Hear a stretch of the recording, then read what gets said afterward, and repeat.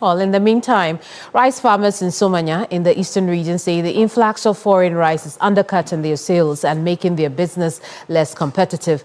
They made this known when members of Parliament on the Environment, Science and Technology Committee, together with the Climate Change caucus, visited some farms to learn firsthand the impact of climate change on their production.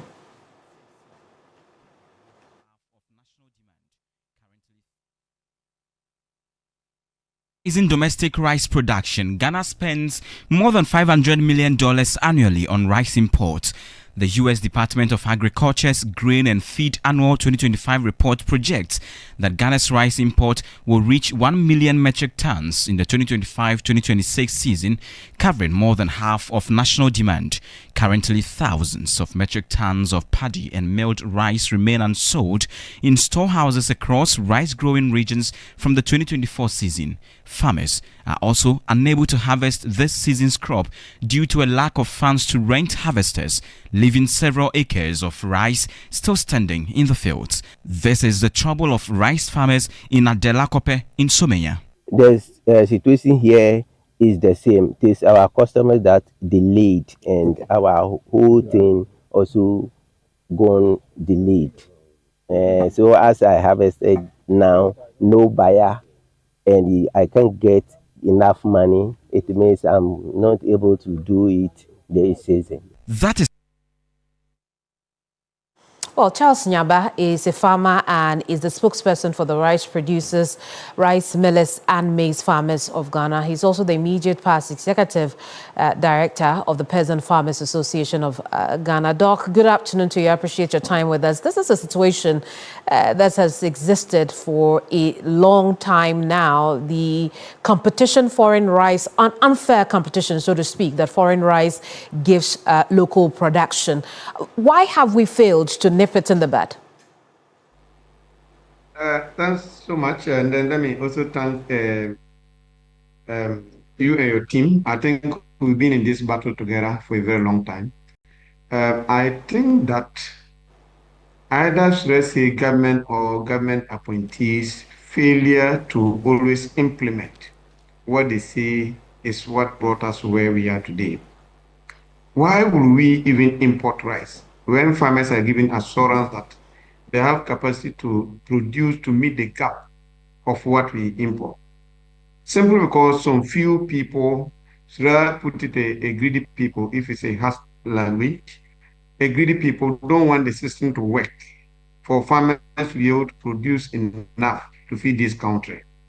Last year, what Ghana plan document stated that we were able to produce 1.3 million metric tons of rice. Meanwhile, the domestic consumption is 1.4 million metric tons of rice. So it means it's even less than 100,000 metric tons.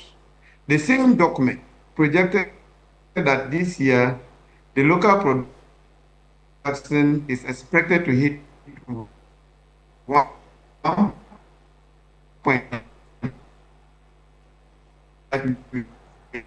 million metric tons. So which means that we would have actually met me to meet that. But if the same government now allow people without proper importation document to bring in this rice through illegal borders, and some of the rice that they are actually bringing in, some are expired, they bring it in and they rebag it in the popular brands that we all know, making it very difficult for the local farmers to be able to compete. Well, so Doc, let's take with the issue. Let's take with the issue that directly concerns local production. In the immediate term, what can government do to clear off the glut we're seeing in Somanya? What are your recommendations? So what we are recommending is that the rice is good, it's quality. Farmers are willing to sell at whatever price. But the problem is the flooding of the market with the imported ones. So we are saying that during this festive season, every household in Ghana consume at least some amount of rice. So why don't government quickly come in, ensure that we block in the rice that are coming in, those who are importing, legal importers, you increase the tax. Once you increase the tax and the price are apart with the local rice, block in the expired rice that they are bringing through the illegal rice, we'll be able to sell. Within the next 6 months, we'll be able to clear the glut. Now, in going forward, what government then need to do to assess our local capacity and then only allow the gap to be imported. Whilst doing that, we are also addressing the challenges, production challenges, processing challenges, marketing challenges, taste challenges. Once you do that over time, we might not actually need government intervention and will continue to be able to produce enough for this country.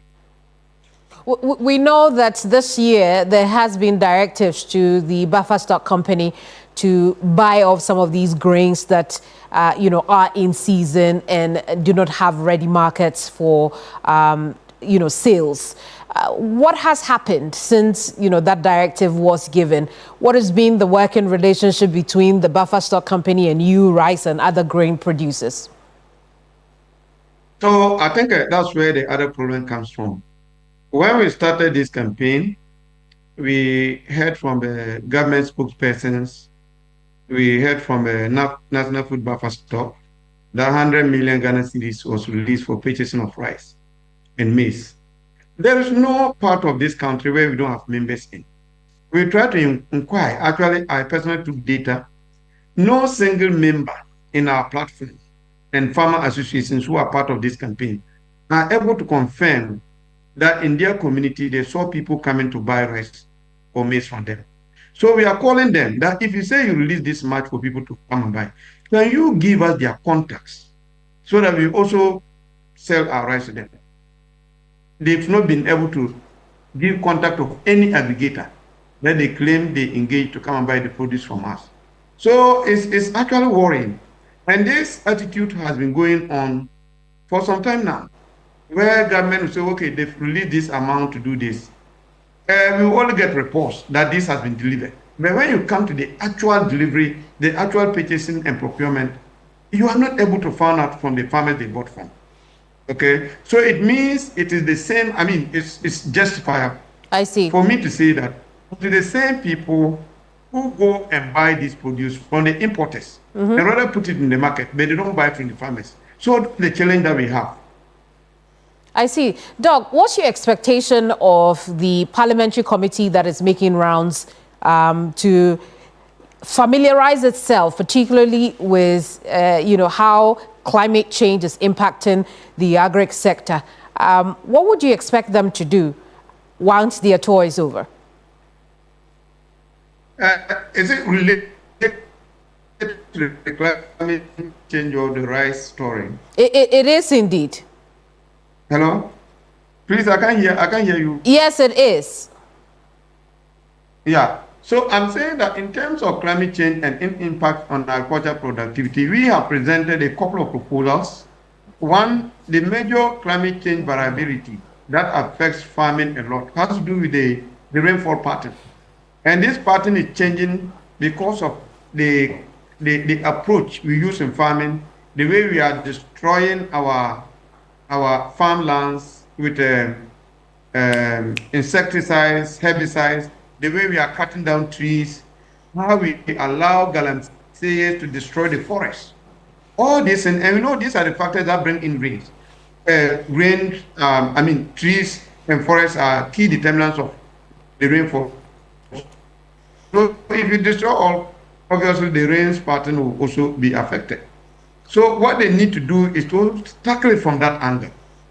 Responsible mining is one of the things that they need to look at. Responsible cutting down of trees, responsible application of agrochemicals and pesticides. Very well, Doc. And what they need to consider, and creation of more irrigation facilities.